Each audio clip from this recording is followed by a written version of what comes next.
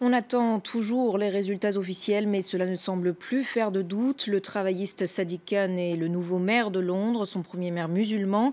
Il a battu le conservateur et milliardaire Zach Goldsmith. La ville, l'une des plus cosmopolites au monde, a donc élu cette étoile montante du Labour, fils d'un chauffeur pakistanais aux origines modestes, et ce malgré les attaques parfois grossières du camp adverse. Florent Rodeau.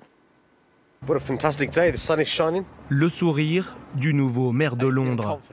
Sadiq Khan a de quoi être heureux. Selon les médias britanniques, il est élu avec environ 44% des voix, en attendant les résultats officiels. Une consécration pour ce fils de chauffeur de bus, devenu avocat et député. À 45 ans, le travailliste devient le premier musulman maire d'une grande capitale occidentale.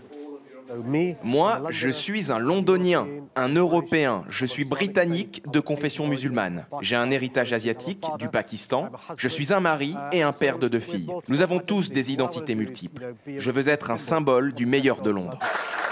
Né dans le quartier populaire de Tooting, au sud de Londres, dont il est le député depuis 2005, Sadiq Khan a répété à l'envi son attachement à ses origines modestes durant la campagne. Une stratégie qui s'est avérée payante dans une ville au multiculturalisme assumé. C'est un signe incroyable de la diversité de Londres. La plupart des gens qui ont voté pour lui, un candidat musulman, ne sont pas musulmans eux-mêmes. Mathématiquement, ce n'est pas possible. Grand perdant de cette élection, Zach Goldsmith, 41 ans. Réputé éloigné des préoccupations du londonien moyen, ce fils de milliardaire s'incline d'environ 9 points.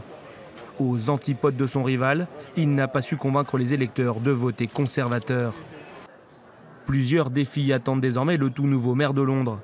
Parmi les plus colossaux, stopper la flambée du prix de l'immobilier et améliorer les transports, eux aussi hors de prix. Sadiq Khan a reçu les félicitations de Jeremy Corbyn sur Twitter. Le chef du Labour s'est dit impatient de se mettre au travail.